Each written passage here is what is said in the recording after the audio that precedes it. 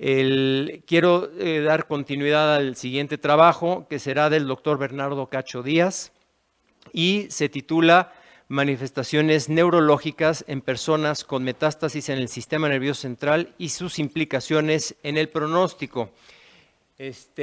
Doctor, por favor, adelante. Muchísimas gracias, señor secretario, con su permiso. Muchas gracias a ustedes por estar aquí. Distinguido comentarista, gracias por estar y leer todo el trabajo de ingreso, que bien comentábamos, se llama Manifestaciones neurológicas en personas con metástasis. Y este término pacientes, voy a retomar lo que nos estaba explicando el señor secretario.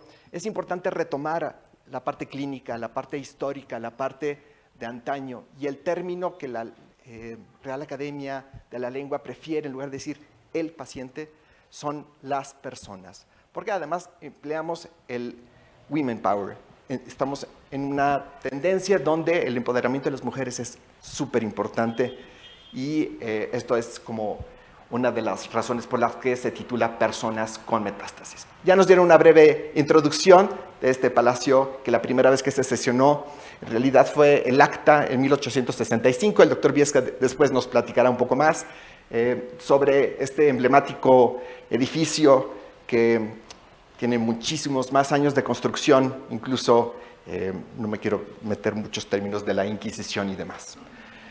Todos ustedes son grandes académicos, son grandes personas, han leído mucho. No me voy a ir mucho en los antecedentes para que nos dé un poquito más de tiempo de discernir, para que pueda comunicar a ustedes los hallazgos de esta investigación. Sabemos, pues, que la base de la práctica clínica en medicina pues, es la exploración física, la semiología, desde hace toda la historia. Y toda la historia la tenemos aquí rodeándonos nosotros. Pero también sabemos que el cáncer tiene una alta prevalencia, incidencia y mortalidad. De hecho, en México está dentro de las 3 primeras causas de muerte en nuestro país. ¿De qué fallecen las personas que tienen cáncer? Pues de enfermedad metastásica. Y de esta enfermedad metastásica, ¿cuál es la más letal? ¿Cuál es la que más asocia a una mortalidad y un peor pronóstico? Las metástasis cerebrales. La incidencia acumulada de metástasis cerebrales en un paciente que tiene un tumor sólido, una forma de cáncer sistémico, varía entre 20 y 40%. De hecho, en estudios post-mortem, hasta el 55% de las personas que tienen un tumor sólido llegan a tener alguna afección en el sistema nervioso central directamente relacionada con el cáncer. La afección del sistema nervioso central por la neoplasia puede, en 2 grandes y burdos términos, se puede dividir en la actividad parenquimatosa del cerebro, a esto le llamamos metástasis cerebrales como tal, o puede cubrir la afección de las meninges, de las 4 capas de meninges. Entonces sabemos ya que hay una 4ª capa de la meninge. Cualquiera de estas capas puede estar afectada por enfermedad neoplásica, y a esto le llamamos meningitis neoplásica. Entonces, los objetivos de este estudio, para ser breves, el primero es describir la presentación clínica neurológica de las personas con metástasis en el sistema nervioso central. Por más que ustedes lean y la gente piense que están bien descritas, esto no es verdad. Si uno se va a las referencias donde citan cuál es la manifestación clínica, incluyen 40 pacientes, el que más se ha publicado, 15 pacientes, brillantes revisiones que están en Archives of Neurosurgery, del cual tenemos aquí el editor en jefe. Se ha visto que las series en realidad son muy cortas, son muy breves.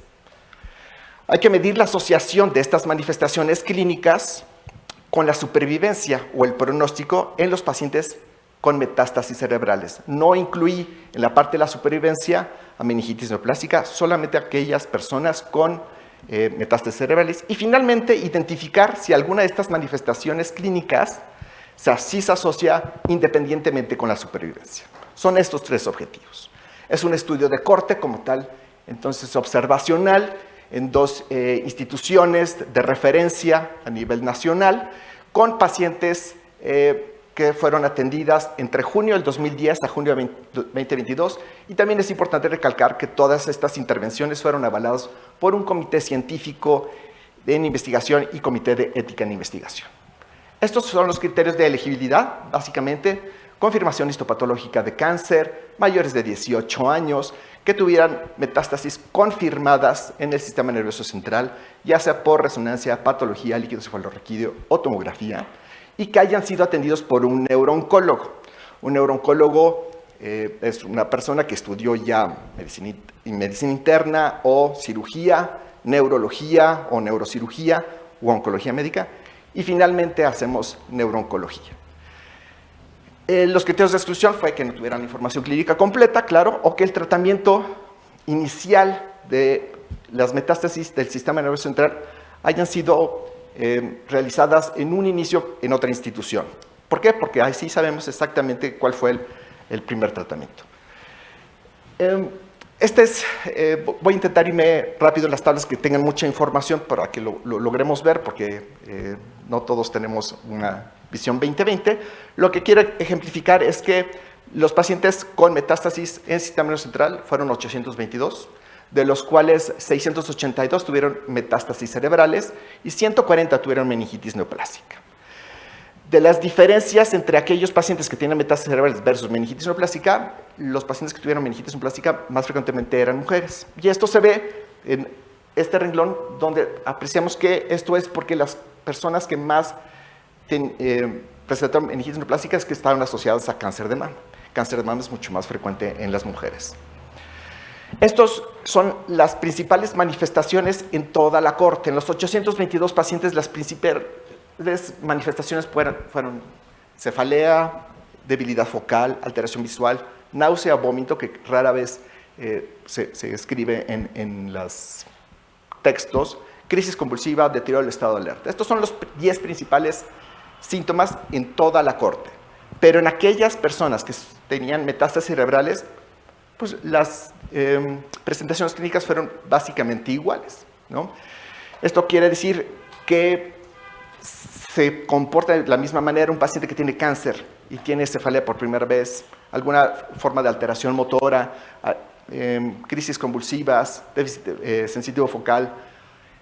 Siempre tenemos que descartar que no vaya a tener metástasis al sistema nervioso central. Pero bien, cuando vamos a congresos más oncológicos, estas curvas de Kaplan y Meyer, ¿no?, nos ejemplifican, primero, la mediana de supervivencia de estas personas, como ya había comentado, pues la mediana de supervivencia es de 14 meses. Antes, cuando se inició neurooncología, la primera corte, para que tengan un antecedente, la mediana de supervivencia era de 6 a 8 semanas. En la actualidad, tenemos medianas de supervivencia de 14 meses, lo cual, bueno, no es lo mejor, pero sí se ha mejorado un 350% la supervivencia cuando se ve por la alta especialidad. Las personas que tienen meningitis neoplásica tienen peor pronóstico y esto ya está medido. Sabemos que en las 140 personas la mediana de supervivencia fue de 7 meses. En cambio, aquellas que tenían metástasis cerebrales puramente, su mediana de supervivencia fue de 15 meses. Hicimos un análisis bivariado primero entre la presencia o no del síntoma o la manifestación clínica con el pronóstico. Y aquí solamente ejemplifico que las variables o las características clínicas fueron estadísticamente significativas. En este análisis bivariado fue una, que sí tuvieran síntomas, versus no tener síntomas. 2, tener debilidad focal. 3, tener deterioro del estado de alerta. 4, neuropatía craneal. Y a esto me refiero parálisis facial, parece el tercer nervio craneal, dificultad para mover la lengua, cualquiera de los 12 nervios craneales que tuvieran alteración, excepto la afección visual. A la afección visual lo catalogamos como si tuviera tosis, si tuviera diplopia, disminución de la agudeza visual, visión borrosa, amaurosis, ¿vale? Entonces, neuropatía craneal, excepto la parte oftalmológica, y el déficit visual se dividió. Es una diapositiva que tiene muchos elementos. De lo importante de esto es que después de hacer el análisis bivariado, hicimos una corrección o un ajuste de cada una de estas variables clínicas con los factores pronósticos que ya conocemos. ¿Cuáles son los factores pronósticos en cáncer en general? La funcionalidad medida por escala de Karnofsky, la edad, el género, el número de metástasis cerebrales también es un factor independiente, si tiene o no enfermedad extracraneal y si empleó o no esteroides. En el análisis multivariado se vio que a pesar del ajuste con estas variables que son habitualmente conocidas, persistió siendo significativamente asociado con el pronóstico, el estar asintomático. Estar asintomático se asocia a un mejor pronóstico. Esto se debe primariamente a que estamos haciendo una campaña de detección temprana de la enfermedad metastásica. Sabrán ya que hay una calculadora que mide el riesgo de metástasis cerebrales en cáncer de mama, con una sensibilidad arriba de 82%, que es la INCAN-CALC. Y estamos haciendo como campañas de detección temprana. Y a estos pacientes les va mucho mejor. Ahorita se les voy a demostrar. Debilidad focal y tener alteración visual también salió significativo. Cuando nosotros catalogamos a las pacientes en 3 grupos: 1, estar asintomáticos; 2, tener debilidad focal o alteraciones visuales; y 3, tener alguna otra manifestación neurológica, se ve que las personas que estaban asintomáticas al momento de su diagnóstico de metástasis cerebrales tenían una mediana de supervivencia hasta de 36 meses. En cambio, si tú tenías una carga de síntomas con alteración visual o debilidad focal, tu mediana de supervivencia era de 12 meses. ¿Qué implica esto? Que si hacemos diagnósticos tempranos, quizás, podemos mejorar la supervivencia. Entre antes hagamos los diagnósticos, pues vamos a mejorar el pronóstico de todas estas pacientes. Finalmente, como conclusiones, la primera, las manifestaciones clínicas neurológicas con mayor frecuencia o con mayor prevalencia, o más bien incidencia acumulada, en el sistema nervioso central que tuvieran enfermedad metastásica son cefalea, debilidad focal, alteraciones visuales, náusea, vómito, crisis convulsivas. Las manifestaciones neurológicas en pacientes que tenían metástasis cerebrales que se asociaron a un pronóstico distinto, significativamente asociado a la supervivencia, pues en primer lugar fue la ausencia de síntomas neurológicos; segundo, debilidad focal y alteraciones visuales. Quiero recordar a esta academia que la misión es ayudar a mejorar la salud para todos, como decía o dice nuestro señor presidente, que es importante recalcar, pero que también, aunque sea aburrida, como decía Michel Foucault, la academia, la clínica, puede ser aburrida, pero está llena de información, ¿no? Como dato curioso, a Foucault se le reconoce este texto del nacimiento de la clínica en el 63, pero en realidad la terminó de escribir en noviembre del 61. Por eso es muy importante el registro de todas unas de estas cosas. Y termino diciendo con lo que empecé. Hay que recordar o no olvidar que la clínica es la base del ejercicio de la medicina. Muchas gracias.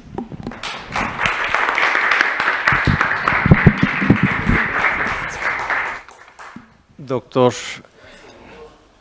Bernardo Cacho, por favor, doctor Jiménez Ponce, sí, le agradeceríamos el comentario al trabajo de ingreso. Gracias. Permítanme leerlo de la computadora paperless. Gracias, doctor Cacho, y gracias a la academia por esta oportunidad. Caray. Comentario al trabajo: manifestaciones neurológicas en pacientes con metástasis del sistema nervioso central y sus implicaciones en el pronóstico, que presenta como trabajo de ingreso a la Academia Nacional de Medicina de México el doctor Bernardo Cacho Díaz. Le agradezco mucho sus deferencias, doctor. El presente trabajo es un bien realizado estudio de análisis entre las manifestaciones clínicas de las metástasis del sistema nervioso central y la meningitis neoplásica con los factores pronósticos de sobrevida. El estudio fue realizado a partir de la información registrada en los expedientes del Instituto Nacional de Cancerología y del Instituto Nacional de Neurología y Neurocirugía durante 13 años de seguimiento, lo cual hace que sea un trabajo ya de por sí valioso y, si me lo permite, doctor Cacho, difícil de leer, porque tiene muchos datos y estadística muy valiosa. Después de un análisis de 1,014 expedientes, se incluyeron 822 documentos que cumplieron con los criterios de selección. El presente estudio involucró fundamentalmente a población mayor de 18 años, quienes tuvieran un diagnóstico confirmado de metástasis al sistema nervioso central o de meningitis neoplásica, y el diagnóstico de metástasis era considerado ya sea por confirmación histológica de tumor sólido, por imagen de tomografía axial computada, por resonancia magnética o por citología en líquido cefalorraquídeo. Además de las variables demográficas, este estudio consideró como variables de desenlace los síntomas clínicos neurológicos y el hazard ratio, que es importante. y una escala compleja denominada escala graduada pronóstica que incluye al Karnofsky, el número de metástasis cerebrales y la presencia de actividad neoplásica fuera del sistema nervioso. El análisis estadístico propuesto incluyó no solamente estadística descriptiva, muy valiosa, también una prueba no paramétrica de G-cuadrada, la prueba U de Matt-Whitney y una prueba de long rank para ver precisamente las relaciones de análisis multivariado y un análisis de regresión de Cox. O sea, una propuesta estadística muy completa y compleja, si me lo permite, lo cual a veces a los no muy avesados pudiera dificultarnos un poco. Bueno, a lo mejor es posible y voy a tratar de hacer los comentarios a favor de este gran estudio. De todos los estudios estadísticos, este trabajo de ingreso presenta, sobre todo para mí, llama la atención la descripción demográfica de las distribuciones de frecuencia de los tipos de tumores que metastatizan al sistema nervioso central. De esta forma podemos observar que el trabajo del doctor Cacho proporciona información sobre los síntomas más frecuentes que un paciente con estas alteraciones puede presentar y que finalmente, de acuerdo a la regresión de Cox, nos permiten establecer significancia estadística sobre la clínica de estos pacientes y su sobrevida. Este trabajo nos comenta que la media de edad es de 53 años, lo cual dice que el cáncer al sistema nervioso afecta en población casi de la tercera edad, o bueno, no sé cómo se llame ahora, pero ya andamos por ahí, con un intervalo que va de 44 a 62 años. También es de llamar la atención que después de los 62 años las metástasis parecerían disminuir, cosa interesante. Afecta el 70% a las mujeres, cosa que me llama mucho la atención. ¿Es que se atienden más o es que es más cáncer metastásico en mujeres? Por supuesto, entonces, en consecuencia, el cáncer más frecuente es el cáncer de mama, seguido del cáncer de pulmón, 34% en cáncer de mama, cáncer de pulmón 26% y gen enterourinario 13%. Esto nos llama la atención, sobre todo a quienes somos clínicos, porque tendremos especial atención de revisar esto. Aunque el tiempo promedio de detectar la metástasis es de 13 meses, también es importante porque quiere decir que se detecta tardíamente, no tempranamente, y lo felicito por la campaña de detección temprana de cáncer. El 80% de la muestra del doctor Cacho llegó con un Karnofsky de 70 o más. Quiere decir que llegan a pesar de todo en buenas condiciones.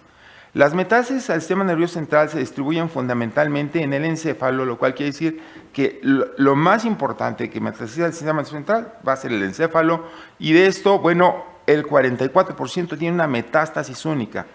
Si unamos todo esto a lo anterior, quiere decir que una campaña de detección temprana de metástasis podría dar una muy buena sobrevida a los pacientes.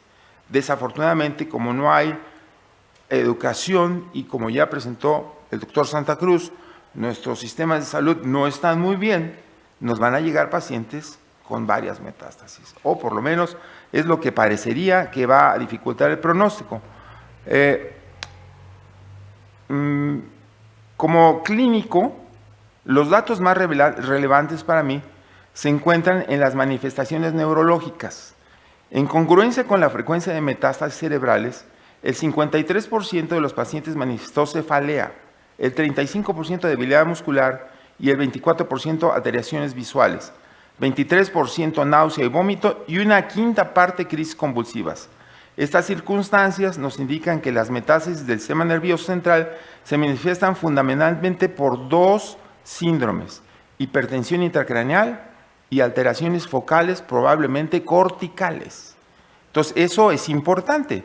Si un paciente con cáncer tiene crisis convulsivas, pues lo más seguro, que ya lo sabemos, es que tengo la metástasis. Sin embargo, la hipertensión intracraneal sí es llamativa, y una cefalea temprana en un paciente con cáncer debería de llamar una bandera roja mi atención.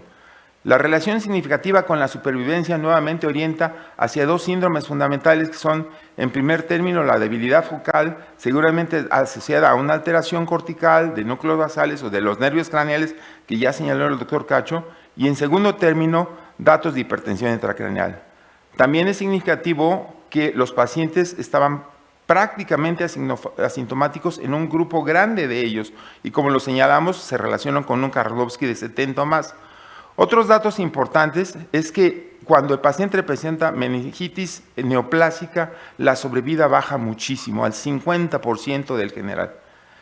Creo que la información más importante que el estudio del doctor Cacho nos proporciona es la relacionada con la regresión logística, donde son importantes señalar que el único factor que pudiera mejorar la mortalidad como pronóstico es que no tenga datos. O sea, tiene un hazard ratio de 0.48, lo cual quiere decir que si encontramos un paciente con metástasis sin sintomatología, le va a ir bien.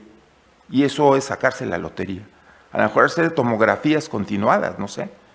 Al contrario, la presencia de debilidad focal o de alteraciones visuales incrementa el riesgo en 1.26. Posteriormente, el doctor Cacho propone realizar una calificación en la muestra de pacientes de acuerdo a la escala graduada pronóstica, y donde el mayor puntaje es mejor pronóstico, y luego asocia esto a los datos más significativos de riesgo pronóstico y hace un análisis nuevamente, donde lo más importante para mí es que, de acuerdo a esta regresión modificada o estudio ya mucho más importante, si tenemos una calificación de acuerdo a esta escala modificada que va de 0 a 1, la sobrevida es de 5 meses, de 1.5 a 2.5 es de 14 meses, de 3 puntos es de 23 meses y de 3.5 es de 36 meses. Para mí, doctor Cacho, creo que es el dato más sobresaliente de su trabajo. Como ustedes pueden observar, el estudio es fundamentalmente un análisis clínico, con una muestra muy significativa en comparación con estudios previos que nos permiten establecer factores pronósticos en nuestro país. Como el mismo autor mencionaba, hay áreas de oportunidad, él lo menciona en su trabajo.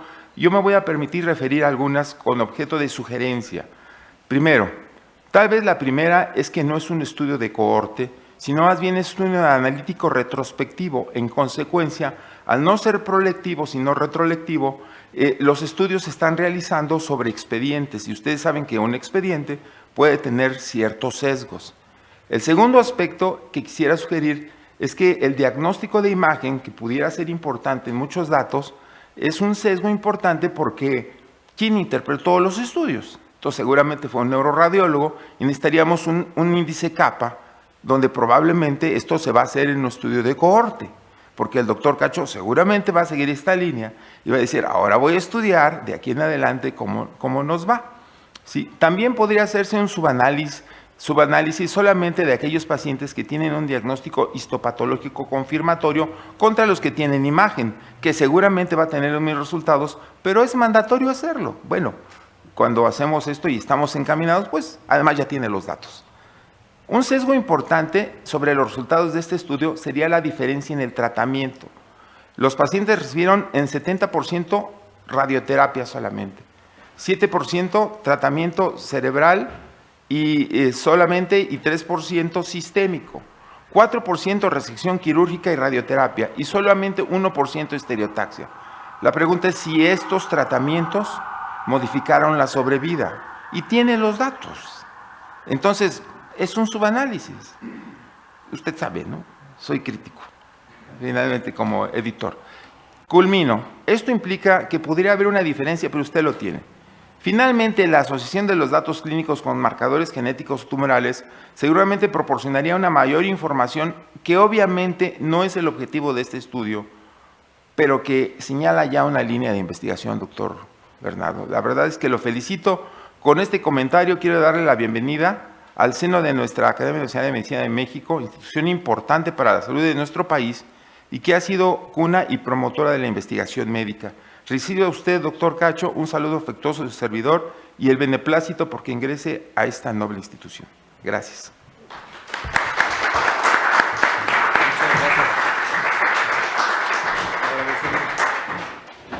Agradecemos el comentario puntual y además que va a dar muchísimo enriquecimiento al trabajo de ingreso del doctor Cacho. Doctor Jiménez, muy amable. Como ven ahorita, creo que el común denominador de ambos trabajos es la medicina preventiva.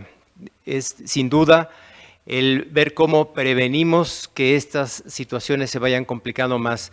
Sin duda, muy revelador.